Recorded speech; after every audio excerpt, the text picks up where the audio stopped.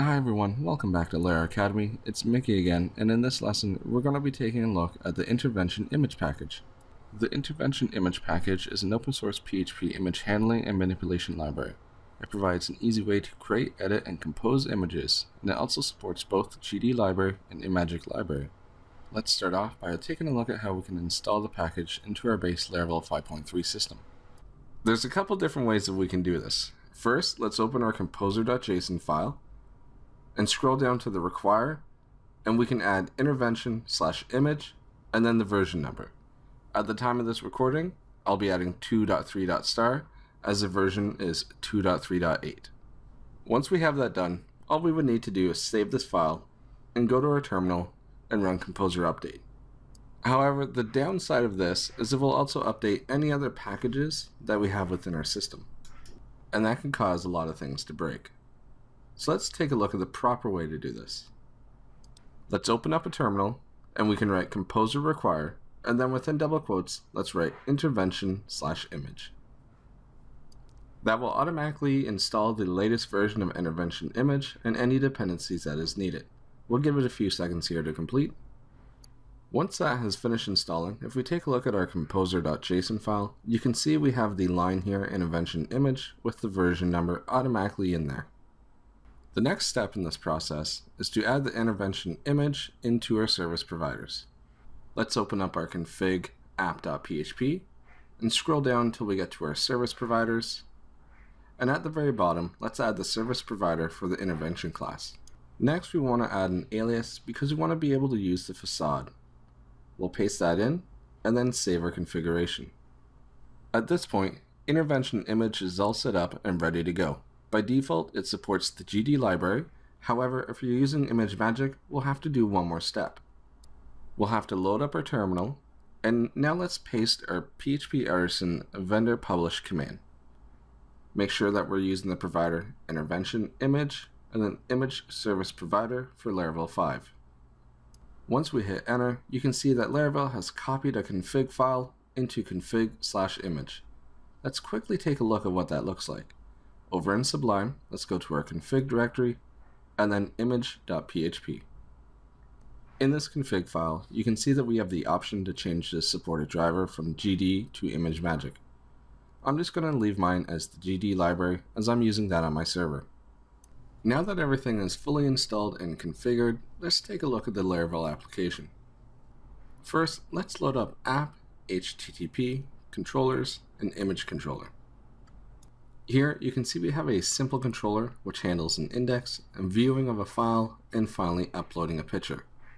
If you're not familiar with uploading a picture, first we grab the file object, we get the original name, and then we store the file within our public directory.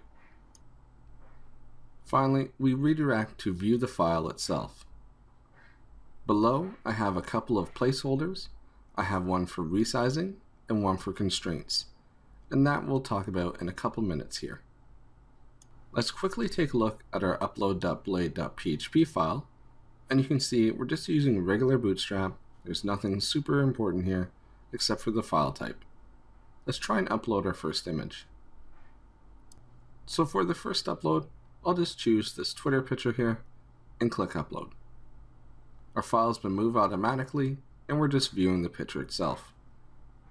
The one thing I want to point out is this picture is 400 by 400 in size, and if we inspect this element, you can see that the picture has not changed, so it's still 400 in size. So that's just a regular upload. Let's take a look at how we can use intervention to do a resize. First off, I just want to change my upload.blade.php to reflect the new route. Next, within our image controller, let's start off by just copying everything that we can find in our upload and pasting it into our resize. We'll just try and keep things pretty simple here. We will keep the file object here from Laravel, as well as the original file name. And the only thing that we're going to have to change is how we store the image before we resize it. First, using intervention, let's create an image variable and assign it the image make with the facade and just pass in the Laravel file itself. Let's make sure that we import this image class at the top. So we'll scroll all the way up and let's put in a use statement here. And we'll head back down. Next thing we want to do, using our new variable image here, we want to resize the image. That's pretty simple. All we have to do is say image, resize, and pass in the resize value that we want. Let's try 200 by 200. Now a lot of problems happen here. We want to save our new image that's resized, but Laravel is expecting to save the file object found in our request. We can easily fix this by updating our request. We could just say image save, and then save it back into our request. And that will fix a lot of the problems that we have. Now technically, we could leave this file store as command exactly the way it is and it will work just fine. However, we could also use the storage facade here and access our public disk, and then we want to write the file. So we will say put file as, followed by the directory, the file that we want to save, and finally the file name that we want to use. So that is just another way to save the file. However, you can use whatever method suits your needs. Let's check this out in Chrome. And one last thing, let's actually make sure we import the storage facade so we don't have any errors. Let's switch over to Chrome, refresh our page, choose our file, and then click upload. You can see that this picture is a lot different than our original picture. The size is 200 by 200, exactly what we wanted. However, if our user decides to upload a picture that is smaller than the resize, such as this watermark here, we're going to have some stretching occur. You can see that this doesn't really look very nice. Luckily, the intervention package allows us to add some constraints, so let's check that out.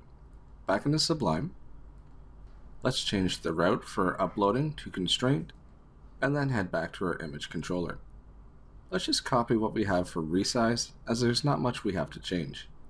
We'll paste it in our constraint method and work with it from here. The only thing that we're going to have to change is the resize function here. Intervention accepts a width and a height, as well as a callback.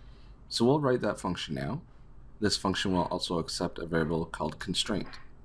In here is where we can add our constraints. We'll start off with the first one, which is constraint aspect ratio. This will constrain our uploaded image to the width and height that we feed our resize function.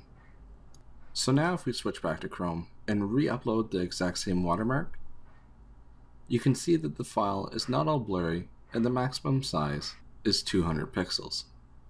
The last constraint I want to take a look at is upsizing.